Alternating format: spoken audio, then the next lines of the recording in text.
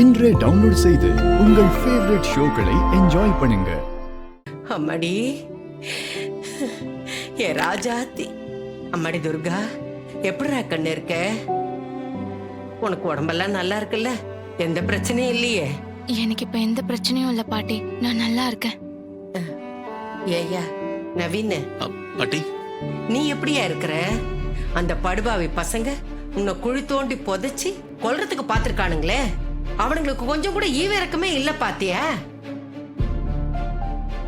நான் அத்தைய பார்த்துட்டு வீட்டுக்கு வரப்ப அந்த சிவனாண்டியா அவங்க சித்தப்பனும் வழி மறைச்சு என்ன கட்டையால அடிச்சு மயக்கமாக்கி உயிரோட குழி தோண்டி புதைச்சிட்டாங்க பாட்டி. நல்ல வேலை ராஜா தான் அப்புறம் வந்து காப்பாத்தினாரு.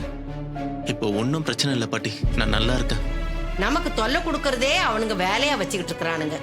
அந்த படுபாவிங்களுக்கு கடவுள் ஒண்ணும் பண்ணாம இருக்காரே, அதை நினைச்சாதான் எனக்கு வேதனையா இருக்கியா?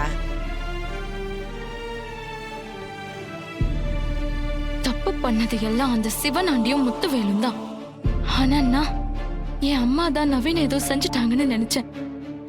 அந்த கோவத்துலதான் அவங்களுக்கு எதிரா பஞ்சாயத்தை கூட்டினேன். போலீஸ் ஸ்டேஷன்ல போய் கம்ப்ளைண்ட் கொடுத்தேன். இப்ப அதை நினைச்சா ரொம்ப கஷ்டமா இருக்கு.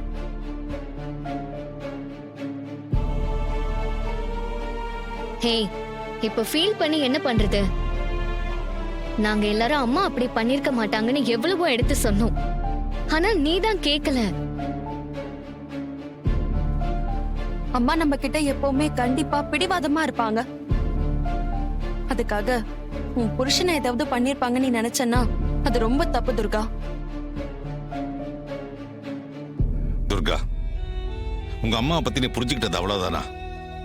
அவ வெளியே இருக்கிறவனுக்கு எப்படியோ, ஆனா உன்னை பொறுத்த வரைக்கும் உன் மேல அவ ரொம்ப பாசமா தான் இருந்தா. ஆனா நீ அவளை பஞ்சாயத்துக்கு எடுத்துட்டு போன, போலீஸ் ஸ்டேஷன் வரைக்கும் கூட்டிட்டு போன. அவ மனசு எவ்வளவு காயப்பட்டிருக்கும்.